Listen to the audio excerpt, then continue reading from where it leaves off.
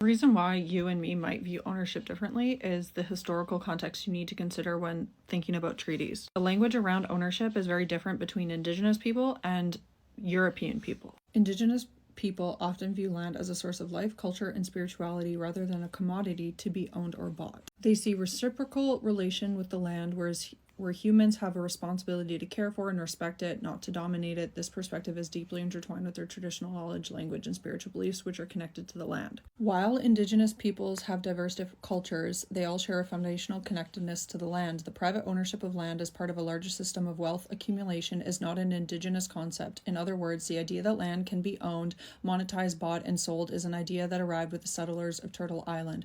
Indigenous people understand that without a balanced relationship with their environment, their very existence is at risk.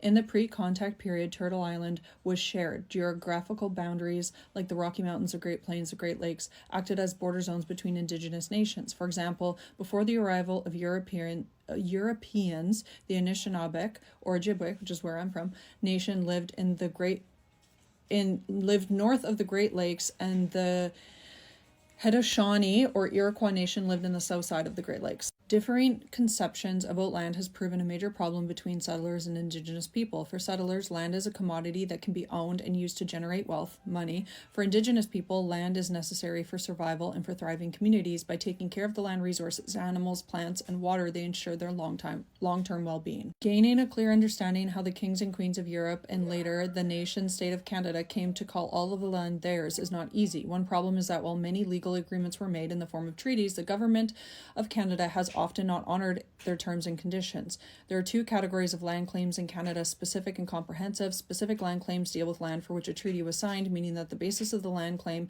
is the Canadian government did not fulfill some of the obligations laid out in particular treaty. There are a number of court cases ongoing today trying to resolve the conflicts on specific land claims. Like when we look at the history of Canada as a whole, the Hudson's Bay Company, for example, basically they were coming into Canada and trying to get beaver pelts, and the European, the British government basically just gave them a whole chunk of it. Did they buy it? No. Did they negotiate? No. Did they do anything to earn it? No.